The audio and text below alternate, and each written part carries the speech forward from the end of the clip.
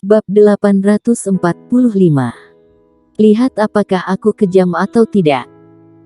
Semua orang melihat ke sumber suara dan melihat seorang pria berjubah hitam memegang tombak panjang warna hitam melangkah keluar dari cakrawala. Dengan setiap langkah yang dia buat, ruang bergetar hebat, seolah-olah tidak tahan dengan langkahnya. Raditya Yu itu murka dan siap bertindak. Pada saat ini, wanita yang berasal dari kota Minggu itu tiba-tiba menyambut pria berjubah hitam itu. "Senior Iqbal Xiao, mengapa kamu ada di sini?" Wanita itu cukup hormat. "Senior." Mendengar dua kata itu, Raditya Yu dan yang lainnya kaget. Mereka tahu bahwa Nona Ming ini dari perguruan Lautan Awan. Dia memanggil pria ini dengan sebutan senior. Artinya, pihak lain adalah orang perguruan Lautan Awan. Ternyata Dik Inaaya. Pria bernama Iqbal Xiao sedikit mengangguk, lalu menatap warrior yang dan berkata, "Ada orang yang menendang peti mati penghalang jalan Partai Qingdao aku. Sebagai murid Partai Qingdao, bagaimana mungkin aku tidak datang?" Inaaya Ming memandang warrior yang dengan sedikit heran. Dia adalah murid perkumpulan pedang kuno itu. Murid perkumpulan pedang kuno. Mendengar kata-kata ini, keringat dingin di wajah Raditya Yu dan yang lainnya tiba-tiba berjatuhan. Mereka tidak menyangka bahwa pemuda berwajah jelek di depan mereka ini adalah murid perkumpulan pedang kuno. Entah itu perguruan Lautan Awan atau Partai Qingdao, atau perkumpulan pedang kuno, ini bukanlah sesuatu yang mampu mereka singgung. Adapun mengenai dendam, mereka secara alami ingin membalasnya, terutama Tan Zel Yun, itu adalah dendam pembunuhan anaknya. Jika menyerah begitu saja, bagaimana dia bisa rela? Tetapi dia tahu bahwa dia tidak bisa turun tangan, jika tidak, Broken Knife Villa akan hancur dalam sekejap. Iqbal Xiao mencibir dan berkata, "Meskipun orang-orang perkumpulan pedang kuno selalu bertentangan dengan Partai Qingdao, tapi belum pernah ada yang berani menendang peti mati penghalang jalan Partai Qingdao aku. Bahkan Rasia Lu yang merupakan kaisar pedang yang sangat langka ditemui dalam ribuan tahun di perkumpulan pedang kuno juga tidak berani, tapi aku tidak menyangka seorang yang tidak dikenal akan berani. Apakah kamu terlalu berani karena punya kemampuan, atau kamu tidak takut karena tidak tahu?" Inaaya Ming minggir, orang Partai Qingdao ini, dia tidak mampu menyinggungnya, tetapi sama juga dengan orang perkumpulan pedang kuno ini juga tidak mampu dia singgung. Satu-satunya hal yang bisa dia lakukan adalah diam dan tidak membantu pihak manapun. Jika tidak, hari ini jika dia berani membantu orang Partai Qingdao ini, kelak ketika masuk perguruan, pasti ada murid perkumpulan pedang kuno yang tak terhitung jumlahnya yang akan membuatnya susah. Warrior yang menepuk kepala Melanie Fan dan berkata, "Kalian masuk dulu ke dalam kota." Melanie Fan melirik Iqbal Xiao dan yang lainnya, lalu mengangguk. Dia tahu bahwa jika diam di sini, dia juga tidak bisa banyak membantu. "Sepertinya kamu masih orang yang bisa menikmati hidup." Iqbal Xiao berkata sambil mencibir, "Jangan khawatir. Nanti aku tidak akan membunuhmu secara langsung, aku akan membiarkanmu melihat nasib kedua wanita ini dengan mata kepalamu sendiri, dan aku akan membuatmu tahu apa akhir dari mereka yang berani menghina Partai Qingdao." Warrior yang memandang Iqbal Xiao dengan tatapan jijik di matanya. "Urusan pria harus diselesaikan dengan tinju, tetapi kamu malah menggunakan wanita. Jika semua Partai Qingdao adalah orang sepertimu, maka aku hanya bisa mengatakan, Partai Qingdao kalian datang satu mati satu, datang dua mati sepasang. Datang satu mati satu, datang dua mati sepasang. Haha." Iqbal Xiao tertawa sejenak dan berkata, "Sejak kapan perkumpulan pedang kuno kalian bertambah lagi satu pedang gila? Karena kamu begitu percaya diri, bagaimana kalau kita bertaruh? 10 jurus, jika aku mengalahkanmu dalam 10 jurus, kamu akan berlutut di kota Tiangang ini, dan berteriak perkumpulan pedang kuno aku tidak sebagus partai Qingdao selama sebulan, bagaimana? Sebaliknya, jika kamu bisa menahan 10 jurus dariku, aku yang akan berlutut, lalu berteriak partai Qingdao tidak sebagus perkumpulan pedang kuno di kota ini. Iqbal Xiao tahu betul bahwa insiden warrior yang ini telah menarik perhatian para petinggi partai Qingdao. Dapat dikatakan bahwa jika ada yang bisa mengembalikan nama partai Qingdao, siapapun itu akan dihargai oleh petinggi partai Qingdao, dan pasti akan mendapat imbalan atau yang lain. Karena itu, dia membuat taruhan seperti itu. Begitu warrior yang kalah dan berteriak bahwa perkumpulan pedang kuno tidak sebagus partai Qingdao di kota ini, tidak diragukan lagi bahwa nama Iqbal Xiao-nya akan segera menyebar ke seluruh Qingzhou. Dan dirinya akan mendapatkan imbalan dari partai Qingdao.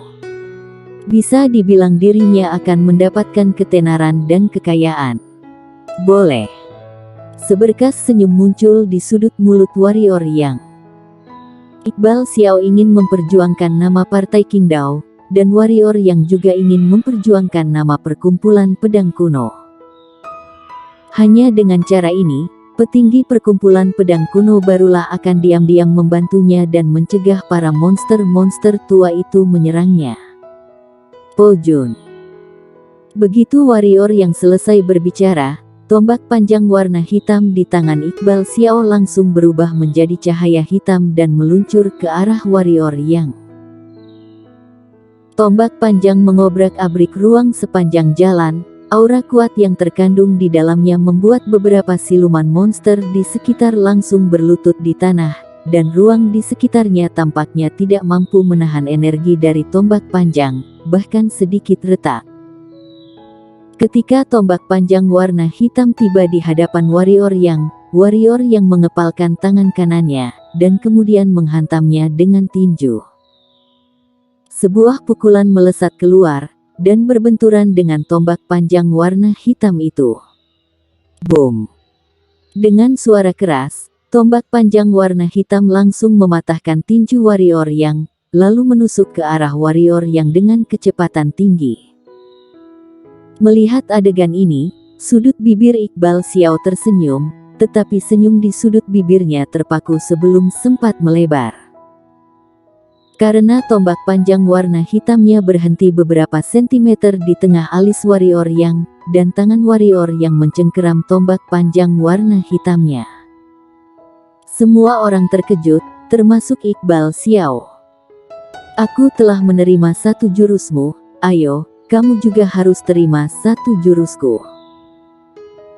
Saat suara warrior yang jatuh, kaki kanan warrior yang menginjak tanah, dan tubuhnya langsung menghilang di tempat. Ketika muncul lagi, dia sudah berada di hadapan Iqbal Xiao yang terkejut.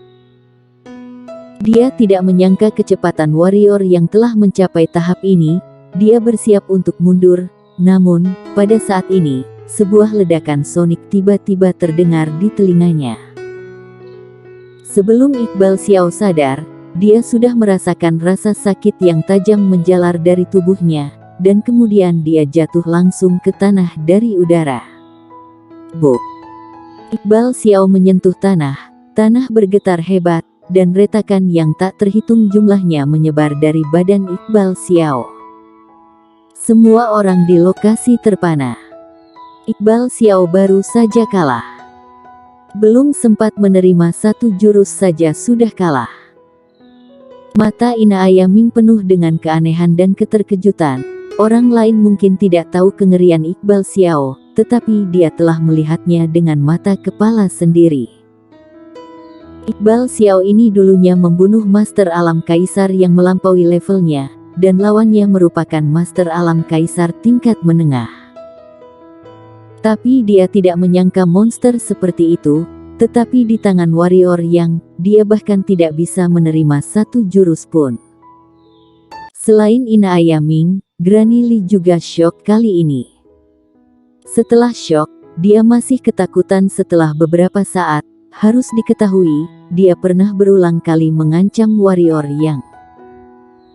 Ekspresi Raditya Yu dan Tan Zel Yun juga sangat serius. Meskipun mereka master setengah suci, mereka juga sangat takut menghadapi iblis jenius semacam ini. Harus diketahui bahwa pada umumnya iblis tidak dapat diukur dengan akal sehat, terutama iblis jenius di antara kekuatan level emas putih.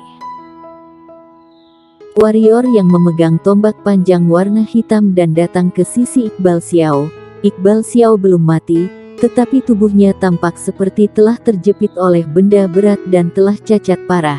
Jika bukan karena kekuatannya sendiri, pada saat ini dia sudah mati dan tidak bisa lebih mati lagi. Kamu kalah, penuhi janjimu. Warrior yang menatap Iqbal Xiao dan berkata dengan suara rendah. Iqbal Xiao menatap warrior yang ada kebencian dan kepanikan di matanya. Jangan menatapku seperti itu. Warrior yang berkata, aku tidak suka diingkari janji, terutama oleh musuh. Aku katakan sekali lagi, kamu kalah, jadi mulailah berteriak. Iqbal Xiao mana berani teriak. Begitu dia meneriakkannya, tidak perlu perkumpulan pedang kuno, bahkan partai Qingdao pun akan membuatnya merasa lebih buruk daripada mati. Tangan kanan warrior yang bergerak, cincin penyimpanan yang dipakai Iqbal Xiao terbang ke tangannya. Setelah memeriksanya, warrior yang sedikit mengangguk dan berkata, lumayan, ada lebih dari 10.000 batu energi tingkat unggul. Harus diakui, kalian para murid partai Qingdao sangat kaya. Meskipun tombakmu ini hanya alam dao tingkat atas, tapi masih lumayan, pas untukku. Dengan mengatakan itu, tombak panjang di tangan warrior yang tiba-tiba menusuk kaki kanan Iqbal Xiao. Prak. Suara patah tulang terdengar nyaring di lokasi. Mata Iqbal Xiao tiba-tiba melebar, mulutnya terbuka lebar, dan teriakannya langsung membumbung ke langit. Ada beberapa lawan yang tetap aku hormati. Warrior yang berkata, tetapi beberapa orang, seperti kamu yang suka menggunakan wanita untuk mengancam orang, aku tidak menghormatinya. Aku dengar bahwa partai Qingdao lebih kejam, kebetulan sekali, coba kamu lihat, aku termasuk kejam tidak? Sambil berbicara, tombak panjang warrior yang menusuk lagi. Krak. Tulang dan meridian kaki kiri Iqbal Xiao semuanya hancur. Dia sudah tidak bisa berteriak lagi.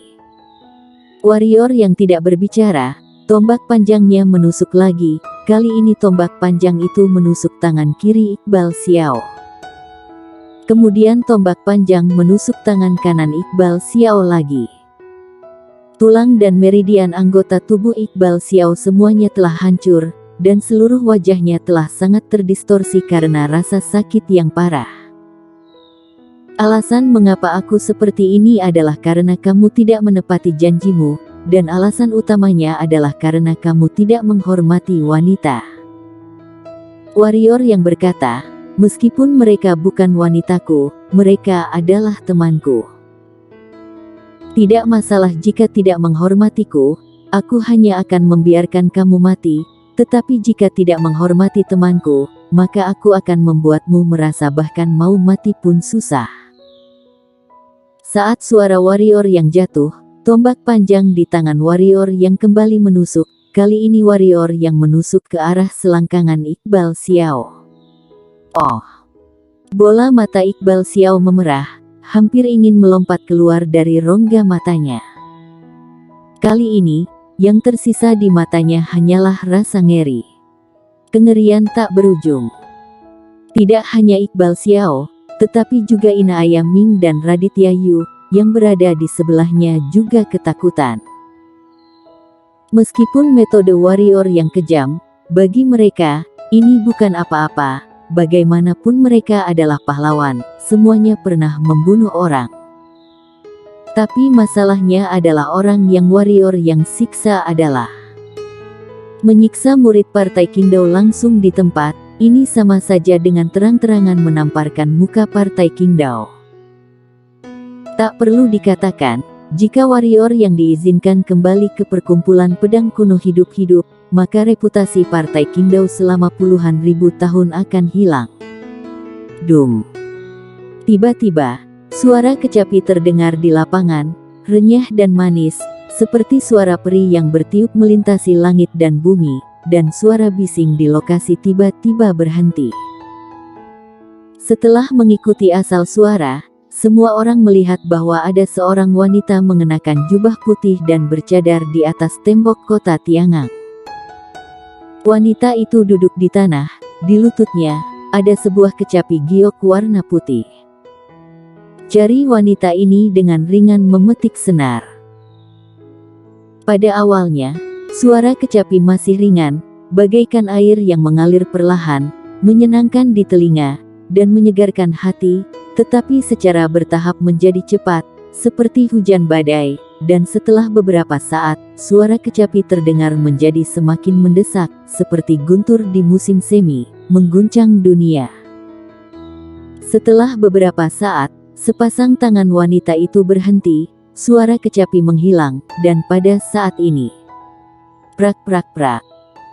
Di bawah kota Tiangang, dari tubuh warrior yang tiba-tiba terdengar suara bagaikan petasan, hanya dalam sesaat, warrior yang langsung berubah menjadi manusia berdarah.